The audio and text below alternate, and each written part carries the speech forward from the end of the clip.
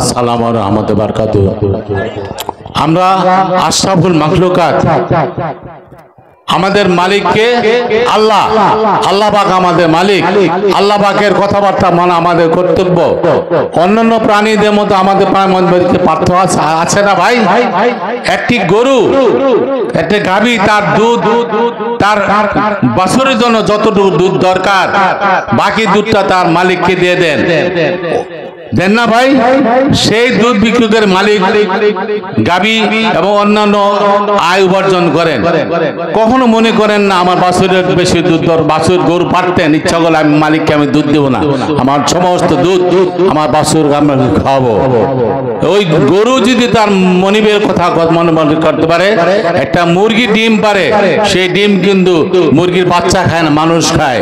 সেই মুরগি যদি তার মনিবের কথা মনে করতে পারে, আমি আপনাদের কাছে আহ্বান জানাই, আর যে মনিব আমাদেরকে তৈরি করেছেন, যে মনিব আমাদের দুনিয়াকে পাঠাইছেন, আজকে আমাদের সম্মানিত বিশেষ এই অত্র অঞ্চলের নয় টাঙ্গাইলের গৌরব যেন আবুল হোসেন সাহেব আমাদের মাহফিলে নাই।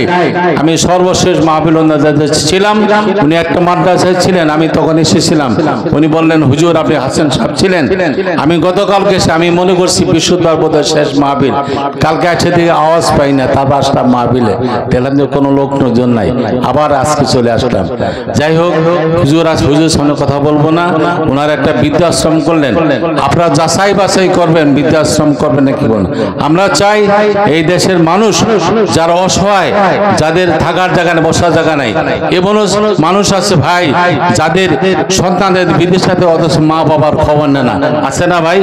সেই জন্য আমি আপনাদের আহ্বান জানাই, আল্লাহ পাক আমাদেরকে এমন কাজ করার তৌফিক দান করুন যে কাজটি আল্লাহ পাক পছন্দ করেন, সেই কাজে আমাদের উদ্বুদ্ধ করুন এবং সেই কাজে আমাদের সহযোগিতা করার জন্য আমাদের সাধ্য অনুযায়ী, যেমন একটি গরুর উদাহরণ দিলাম, যেমন একটি ছাগল বা মুরগি উদাহরণ দিলাম, ঠিক এমনি ভাবে আপনাদের সবাই, আমি সহ আপনাদের সবাইকে আহ্বান জানাচ্ছি, আমরা মনিবের খেদমত করি, মনিবের কথা মতো চলি, ইমানের শক্তিকে বাড়াই। বলেন নারায়ে তাকবীর, আল্লাহ নারায়ে তাকবীর। এই আবুল হোসেন সাহেবের গঠিত আজকের এই ইসালে সব এই রহমানের দরবার শরীফ উন্নত হোক। উনি একদিন থাকবেন, অনেকে হায়াত দান করুক। এই রহমানের দরবার শরীফ একদিন অত্র এলাকার মধ্যে মানুষের সেবার কল্যাণে চলে আসুক, এই আহ্বান জানিয়ে এবং আমার পক্ষ থেকে আল্লাহ পাক আমাকে এমন তৌফিক দান করুক, সর্বোচ্চ আমার আয়ের অংশ যেন এই রহমানের দরবার শরীফে দান করতে পারি, এই অনুরোধকে আপনাদের কাছে দোয়া প্রার্থনা করে, যে কাজ করলে আল্লাহ পছন্দ করেন সেই কাজ করবার জন্য আমাকে তৌফিক দান করুন, আমাকে ধাবিত করুন। এই বলে আমি দিচ্ছি। আসসালামু আলাইকুম ওয়া রাহমাতুল্লাহি ওয়া বারাকাতুহু।